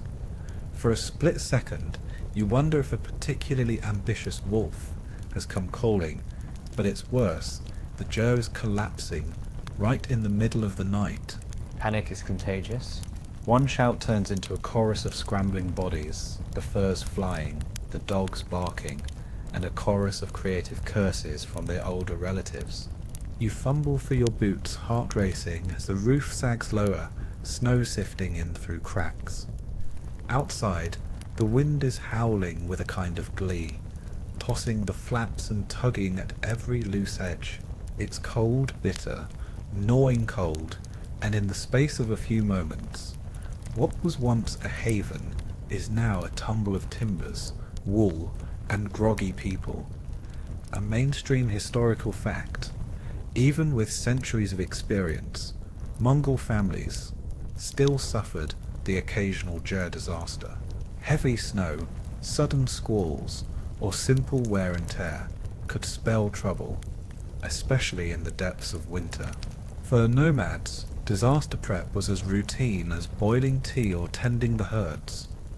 Historians still argue whether the elaborate system of knots, ropes and pegs evolved out of engineering brilliance or sheer repeated necessity. Some say the Mongols had more words for fix it fast than for hello. You pitch in with everyone else, hands numb, as you work to prop up the lattice walls and clear snow from the roof. Children are ushered to a neighbour's jar, the dogs bundled in spare furs. One relative grabs the felt cover, yanking it back over the frame, while another fetches a spare pole from the sled outside. Your job is to hold the door steady against the wind. A surprisingly important task, since the door is both symbolic and practical, the threshold of warmth and safety. Here's a quirky tidbit. In some families, it's considered lucky if a jar collapses and is rebuilt on the same night, especially if the youngest member helps right the first pole. This superstition is treated with a mix of eye-rolling and genuine relief. Tonight, a toddler is pressed into service, given a little stick to help hammer a stake, and everyone cheers as the roof finally stands straight. The teamwork is remarkable. No one wastes breath on blame. The old ladies bark orders, the younger ones fetch rope and repair patches, and even the teenagers, normally so allergic to chores, snap into action. The Mongol secret to survival, you realize is community. No one is left to fend for themselves, especially when the wind is howling and sleep is a lost cause. Historians still argue whether these disaster drills built the famously close-knit bonds of steppe society, or were simply the only way to keep a family in one piece through decades of relentless winters. Some point to the elaborate ger etiquette, the rules for entering, leaving and maintaining a home, as evidence that for the Mongols survival was as much about cooperation as toughness. Eventually, with the ger patched and the roof propped, you crowd back inside. Someone stokes the stove until it glows, and the family settles into a pile of blankets and laughter, swapping stories about the collapse of 85 and the time a sheep managed to chew through 3 guy ropes in a single night. There's pride in these tales, a kind of fierce resilience that comes from facing disaster and beating it back, one knot at a time, before you drift off again. The youngest child is paraded around the ger for good luck. The dogs are given a scrap of meat as a reward for not running away, and someone makes a final, half-hearted joke about sleeping with one eye open. The wind rattles the door, but inside it's warm and full of life. Another night, another small disaster conquered, and with any luck, not repeated for a while. By now, you've learned to drift into sleep with one ear cocked for trouble. Out here, even the gentlest lull can be broken by a sudden snap, bark or gust that means something's up. Tonight, it's a chorus of low, urgent growls from the dogs, followed by a chilling silence. In the dark, every sense sharpens, and you realize just how thin the walls between warmth and wilderness really are. You lie still for a moment, heartbeat echoing in your ears, then pull on your boots and step outside. The night is pitch black, the sky so clear it seems the stars might drop into your hands if you reach high enough.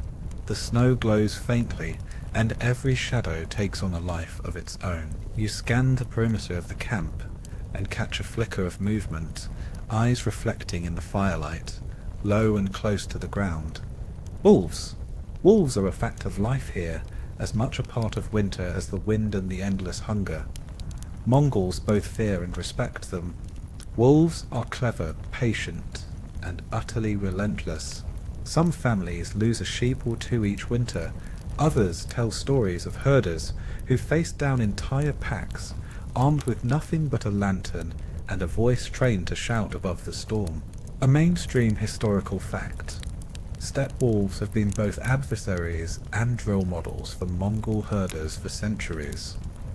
Wolves teach patience, strategy, and the importance of the group, the very qualities the Mongols value in themselves. In fact, Mongol tribal legends often trace their ancestry back to a blue wolf, making the animals both a symbol and a test. Historians still argue whether these stories were ancient myth, clever self-branding, or born from the everyday necessity of surviving side by side with predators. You walk the line of tethered horses, murmuring softly, feeling the tension in the air. The animals are spooked, but holding. Your companions gather, no shouting, no panic. Instead, a practiced routine. The herders grab sticks, rattle the bells tied to the sheep, and set a perimeter with extra lanterns and burning dung. The acrid smoke a signal that humans are awake and watching. There's a quirky tidbit you only learn in moments like this. Mongols sometimes hang strips of red cloth, or old boots from the fence posts, believing the colour and smell ward off prowlers. You're handed a bundle of rags and told to tie them up high, just in case. It's for the spirits too. Someone jokes, so they know we're not sleeping. The wolves circle, but they don't press their luck tonight. Maybe they sense the humans are ready. Maybe the smell of dung and kerosene is just a bit too much. Or maybe the stories of legendary herders still echo in the night air. You breathe easier as the pack slinks away, silent as shadows, leaving only paw prints and a reminder of how closely your world brushes against theirs. Historians still argue whether the dance between human and wolf is a rivalry or a partnership. Some scholars see it as a contest for territory and meat, others as a grudging respect. After all, the Mongols admire the wolf's cunning, their stamina, and their sense of unity. A lone wolf dies, but the pack survives. It's a lesson woven into Mongol culture as much as any proverb or law. With the danger past, the herders share a few jokes, some ribbing about whose sheep look tastiest, a story about a wolf that outsmarted 3 men and still managed to steal a hat. You find yourself laughing too, the adrenaline fading, the cold settling back into your bones. It's a night like any other, and yet not. You realize, as you crawl back under your furs, that these brief encounters with wildness are part of what keep you alert, humble, and in some odd way. Before you drift off, you glance at the door, now firmly barred. Outside, the wind howls, but inside, the warmth is absolute, a reward for facing down another midnight test. The wolves will return, and so will you. It's a story as old as the steppe itself. Long after the wolves have faded into the darkness, and the embers of the stove glow softly, you settle back onto your sleeping mat, and listen as the ger fills with a different kind of warmth. The quiet murmur of voices, the melody of a lullaby, and the gentle laughter of a family sharing stories. The wind outside may be merciless, but inside, words and music are another shield against the cold. A reminder that even in the bleakest winter, the mind can wander where the body cannot. On nights like this, the Mongols lean hard into their greatest traditions, storytelling and song. Someone begins with a legend about a clever fox who outwits a greedy merchant. Another picks up the thread with a joke about a shaman who mixed up her spells and accidentally made the goats dance. The children are wide-eyed, their giggles filling the ger. For a moment, the wind and wolves seem to vanish. The world shrinks to the circle of light and laughter. A mainstream historical fact. Mongol society is rooted in oral tradition.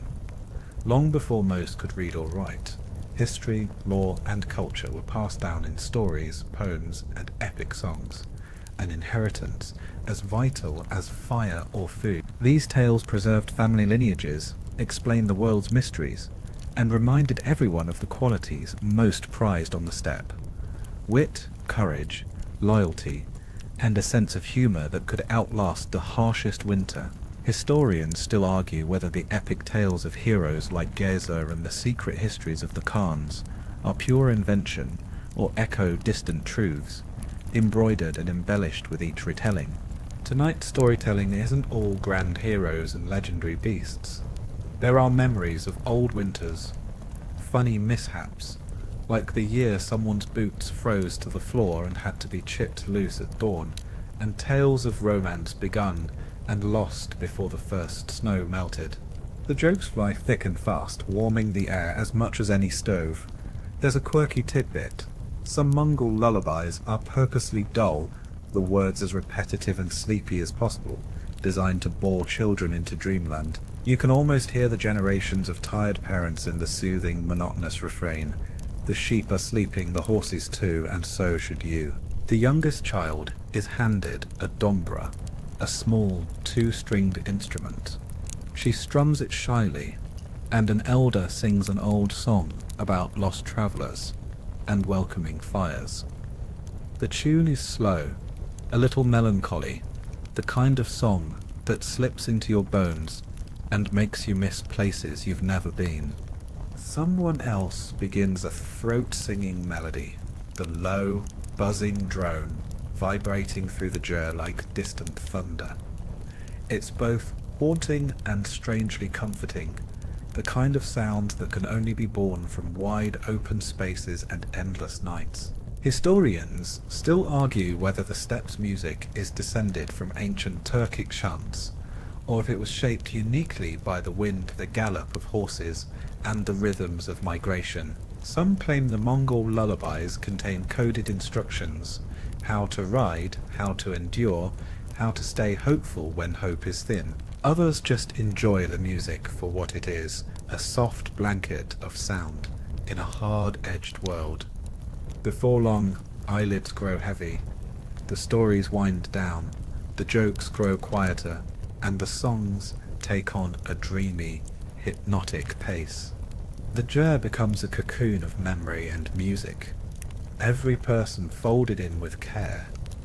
You feel the pull of sleep, but you fight it a moment longer, wanting to remember the sound of voices, the feel of a hand squeezing yours in the dark, the gentle hush as the last note fades.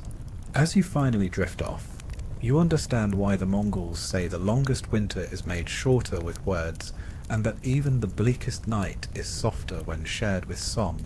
In a world where the cold is always waiting, stories are the truest warmth you have.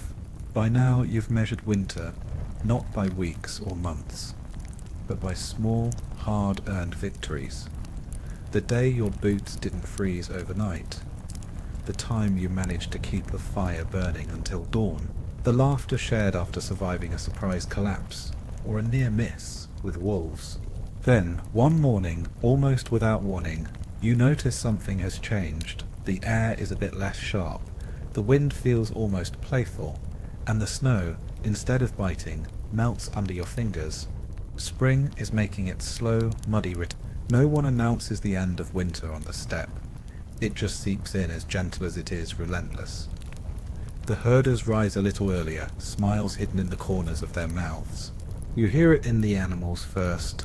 Horses, sheep, and goats that once clustered tightly for warmth now wander wider, eager for the first tufts of new grass poking through the retreating drifts. Even the dogs seem giddier, tails wagging as they splash through puddles of meltwater. A mainstream historical fact, spring's arrival is always cause for celebration among the Mongols. After months of surviving on stored food, dried meat, and the stubborn hope that there would be enough fuel to last, the promise of fresh grass, and with it milk, meat, and even the rare wild herb, signals renewal. The nomads have always marked this season with special rituals, feasts and games, their resilience tested and reaffirmed by every winter survived. Historians still argue whether the legendary Mongol optimism is nature or nurture, but few dispute that making it to spring is the truest cause for joy on the steppe. The change is everywhere. You join your hosts in cleaning out the ger, sweeping out the last of the ashes, and patching up the felt. Old threadbare clothes are aired out, boots scrubbed and tools sharpened in anticipation of a new season's work. Children splash each other with water, muddying up the once pristine snowmelt, earning stern looks and hidden smiles from their parents. The mood is lighter, every gesture a bit more hopeful. There's a quirky tidbit in the transition. Mongols believe the first thunderclap of spring chases away the winter spirits.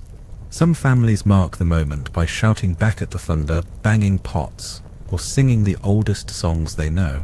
It's a blend of superstition and celebration, anything to make sure the cold knows it isn't welcome anymore. Meals shift from the relentless sameness of dried cheese and meat to fresher fare.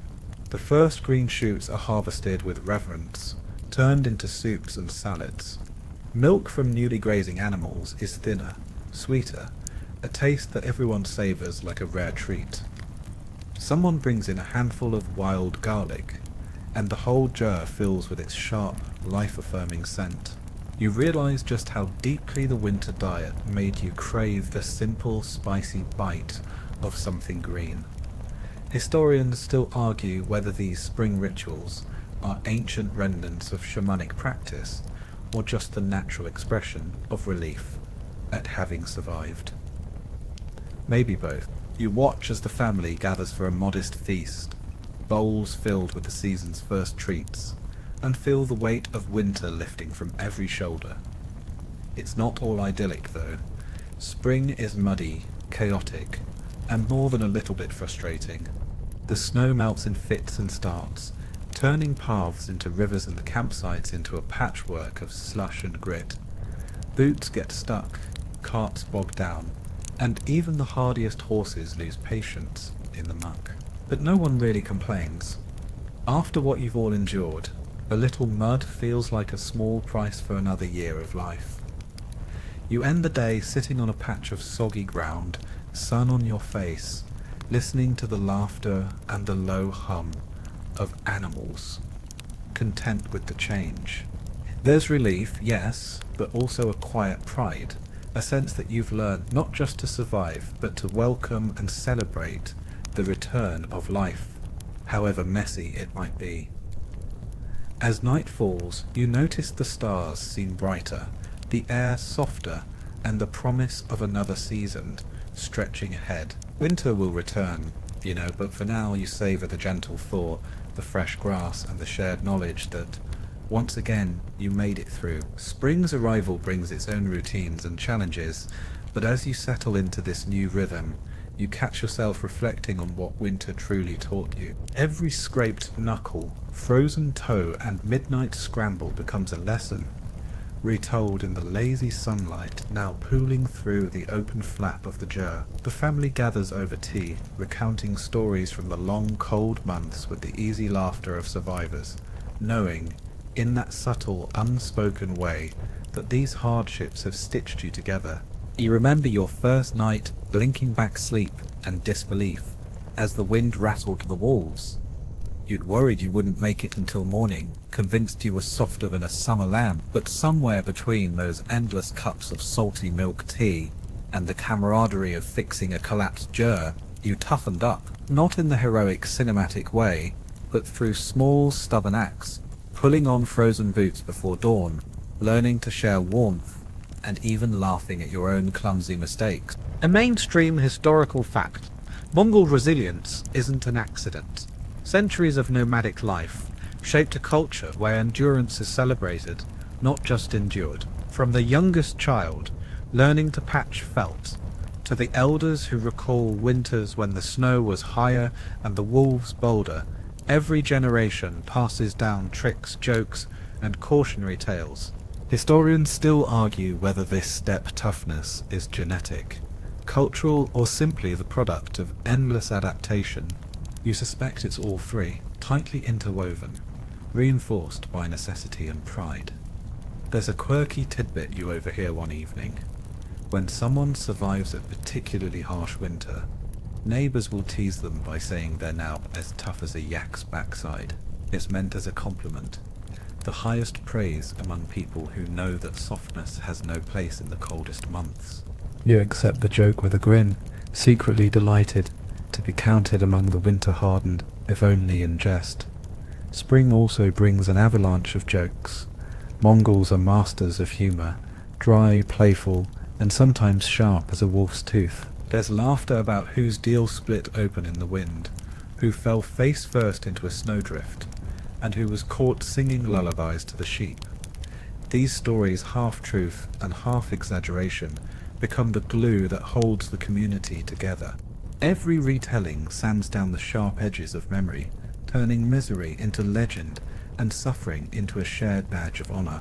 You notice too how spring is a time for repairs, not just to the jar or the tools, but to spirits and relationships frayed by winter's claustrophobic months.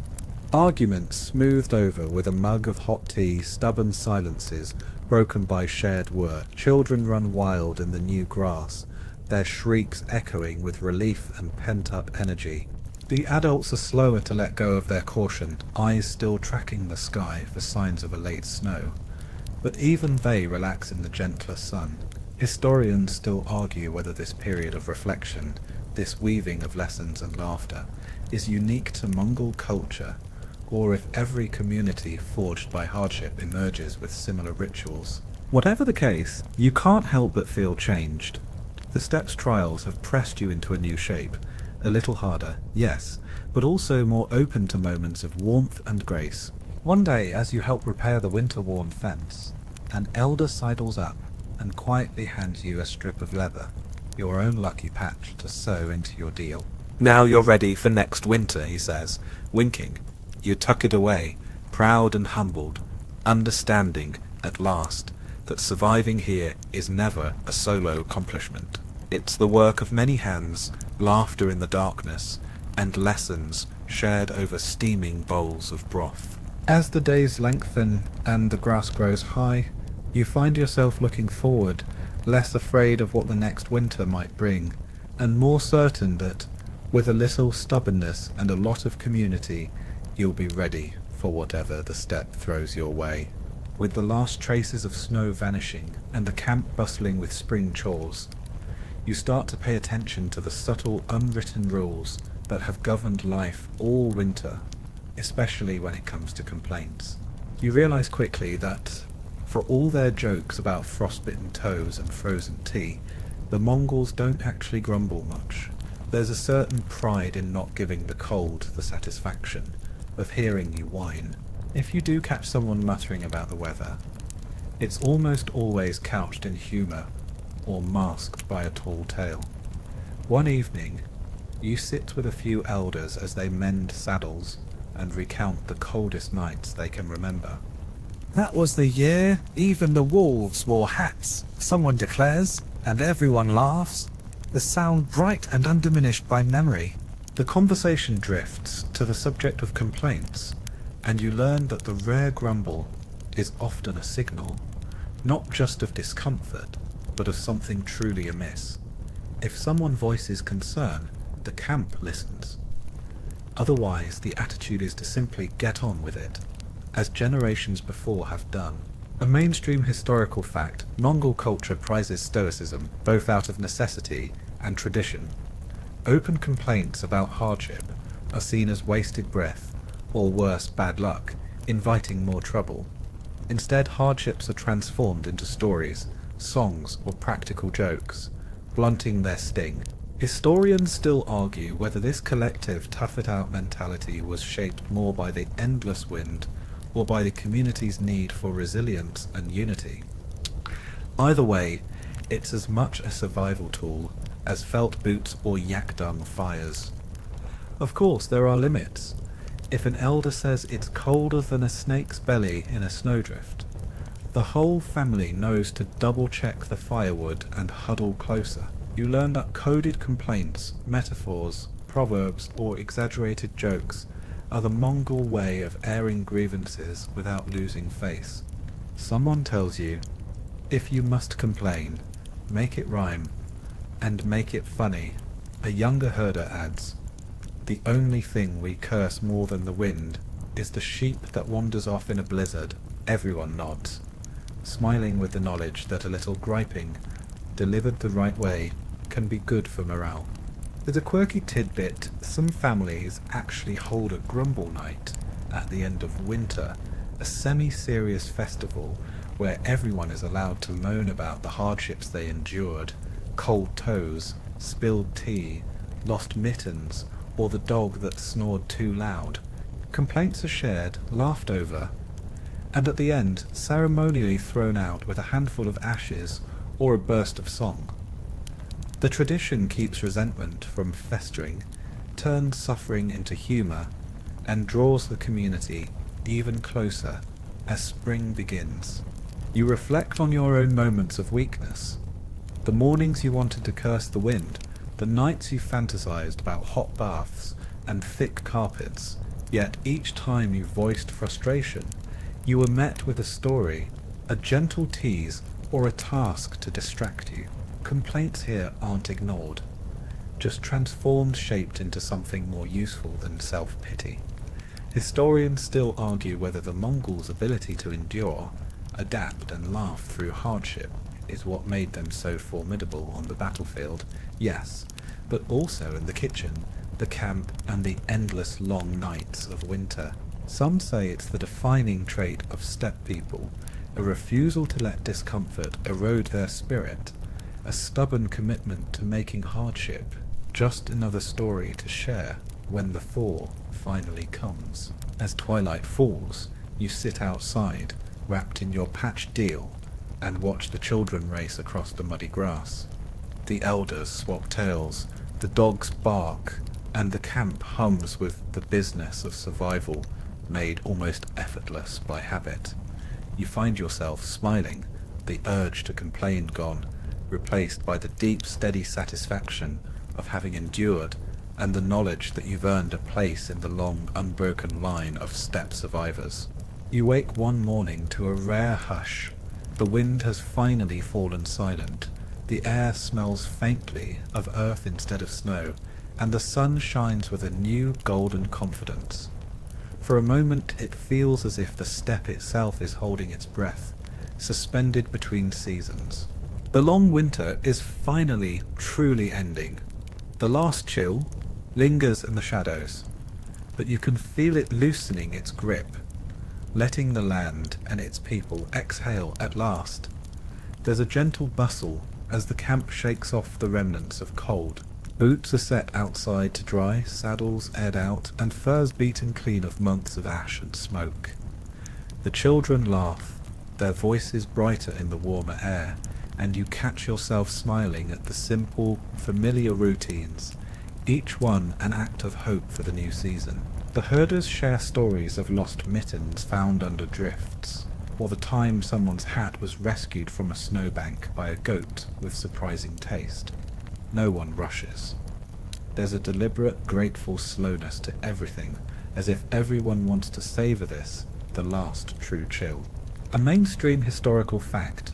For centuries, Mongol families have marked the end of winter with small acts of gratitude. It might be a meal cooked over the first fire built outside the jar, or a gathering at the river to toss in a handful of last year's dried herbs, a way of saying goodbye to the old cold and welcoming in the unpredictable, muddy adventure of spring.